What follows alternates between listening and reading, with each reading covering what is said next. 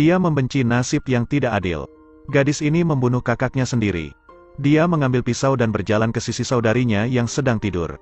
Dia merupakan saudara perempuan dari ayah yang sama. Setelah ayahnya meninggal, dia hanya meninggalkan semua harta untuk kakaknya. Hanya karena saudarinya melahirkan seorang anak laki-laki. Pada saat ini ibu tiba-tiba menghentikannya. Dia takut jika putrinya membunuh. Dia akan mendapat pembalasan. Jadi ibunya mengambil bantal dan membuat gadis itu sesak napas. Setelah beberapa saat saudari itu meninggal. Kemudian dia mengirim sopir untuk menguburkan jenazahnya di tempat terpencil. Dia membuat sebuah surat wasiat palsu. Dan segera beritahu saudara ipar bahwa dia melarikan diri ke luar negeri. Ini berbeda. Jadi 10 tahun yang lalu. Dia selalu berpikir bahwa sang istri mengkhianatinya dan meninggalkan rumah. Gadis yang meninggal itu meninggalkan seorang putra. Aku sangat mencintaimu. Karena dia tidak bisa melahirkan. Jadi dia merawat anak kandung saudarinya. Namun jiwa sang kakak selalu berkeliaran di sekitar rumah. Dia tidak tahu siapa yang membunuhnya malam itu. 10 tahun kemudian, malam itu sang sopir yang menguburkan jenazah tiba-tiba kembali. Dia meminta 35 miliar. Tapi dari mana dia mendapatkannya?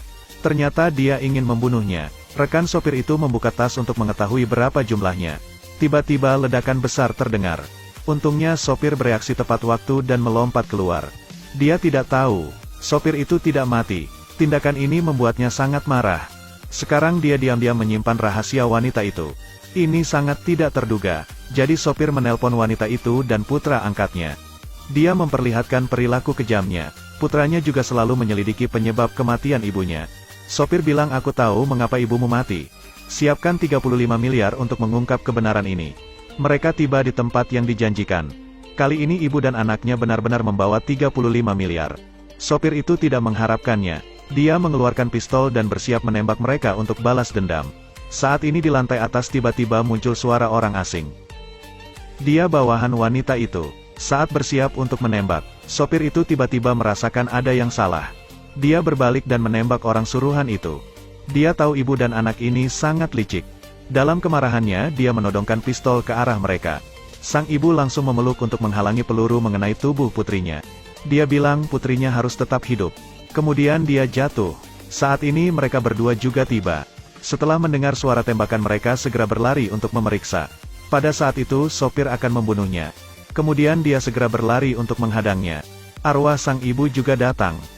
Dia memberitahu sopir, aku telah melapor pada polisi dan Anda tidak dapat melarikan diri. Sopir tidak takut sedikit pun. Sekarang dia menunjuk laras senjata padanya. Dia berkata inilah orang yang membunuh ibunya tahun itu. Lien terus menyangkal. Sopir mengatakan semua kebenarannya. Aku tidak tahu bagaimana menjelaskannya. Aku sangat mencintai putra kakakku. Arwah sang ibu sangat marah mengetahui itu. Dia tak menyangka, karena mereka adalah putri dari ayah yang sama. Sopir menambahkan bahan bakar ke dalam hubungan di antara mereka. Lien tiba-tiba bangkit dan berlari ke arah sopir. Dia menyerangnya. Sopir itu membidik perutnya dan melepaskan tembakan. Lien jatuh ke tanah, memegang luka dengan tangannya. Pada saat ini polisi juga tiba di lokasi. Sopir kembali melepaskan tembakan ke dadanya. Kemudian ambil kantong uang dan melarikan diri. Foy bergegas memeluk bibi Lien. Sebelum dia meninggal, dia berbohong kepadanya dengan mengatakan bahwa dialah yang membunuh ibunya. Alasannya karena dia terlalu iri dengan kehidupan ibunya. Dari saat dia dilahirkan, dia menderita ketidakadilan di keluarga ini. Hanya karena dia adalah anak tiri ayahnya. Dari latar belakang yang rendah. Jadi dia tidak mendapatkan bagian apapun. Setelah mengatakan itu, dia menghembuskan napas terakhir dan pergi untuk selamanya. Arwah saudari itu juga menangis. Foy menangis dalam diam, karena sejak kecil setelah ibunya meninggal, bibi Lien yang merawatnya seperti seorang ibu. Di sisi lain sopir itu baru saja berlari keluar dan langsung dikepung polisi. Dalam proses pelariannya dia terkena tembakan dan mati di tempat. Di sini, ternyata ibu Lien tidak mati. Setelah dia sadar, ayah Foy mengatakan bahwa putrinya Lien telah mati. Kemudian keluarga pergi ke prosesi pemakaman. Dia juga membawa abunya ke sungai. Seperti keinginan sang putri saat masih hidup, putrinya telah menyelamatkan ibunya dari dosa. Dia menanggung rasa bersalah sendirian. Semua orang membiarkan Lien menjadi penanggung dosanya. Padahal sang ibulah pembunuhnya. Ibu memeluk foto putrinya dan menangis tanpa henti. Dan bersumpah untuk membalaskan dendamnya. Gadis itu adalah satu-satunya yang bisa melihat arwah ibu Foy. Dia pikir dia telah menemukan pembunuhnya. Dia sangat ingin segera bereinkarnasi. Tetapi dia tidak mengerti, mengapa jiwanya tidak bisa meninggalkan tempat ini. Jadi mereka pergi ke kuil untuk bertanya kepada biksu. Cao Sang mengatakan hukum peralihan belum berakhir. Masih ada kebencian yang terkubur di hatinya. 3 orang yang tidak mengerti. Ternyata di hati arwah sang ibu masih ada dendam. Beberapa hari kemudian Ibu Lian memasak banyak makanan. Arwah Ibu Foi merasa sangat ragu. Hari ini bukan hari yang spesial. Ibu Lian memberikan mereka segelas jus buah.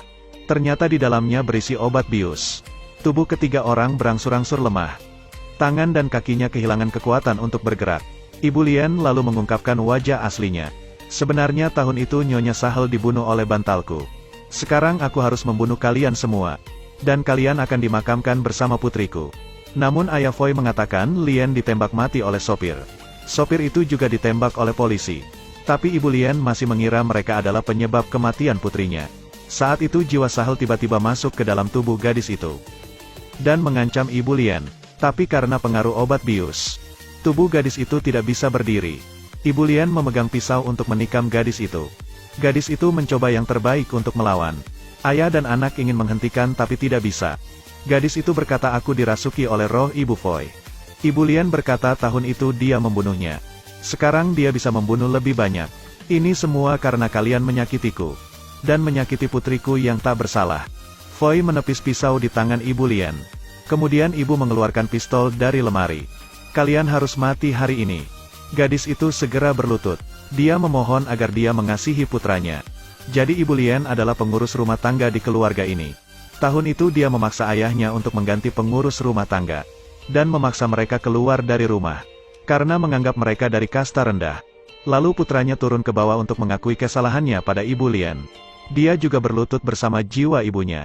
Berharap Ibu Lian bisa memaafkan mereka. Dan memberi mereka kesempatan untuk menebus dosa. Ibu Lian memikirkan putrinya yang telah meninggal. Dia berlutut dan menangis. Karena efek dari obat bius.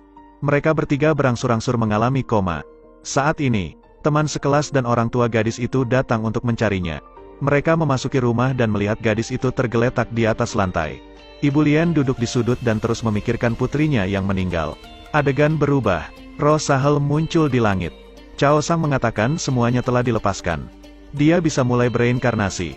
Sekarang mari pergi dan ucapkan selamat tinggal pada orang tersayang. 3 orang dibawa ke rumah sakit.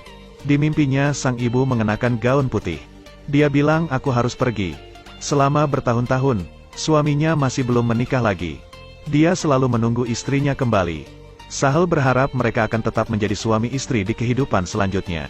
Setelah mengatakan itu, dia berubah menjadi partikel emas kemudian menghilang. Kemudian jiwa Sahel datang ke dalam mimpi gadis itu. Terima kasih telah meminjamkan tubuhmu untuk menemukan kebenaran. Aku harus pergi sekarang.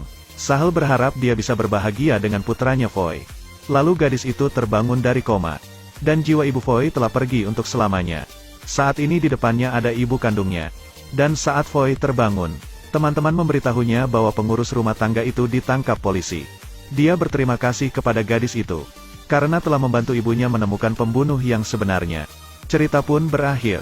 Terus ikuti Edelweiss Review untuk mendapatkan update cuplikan film berikutnya.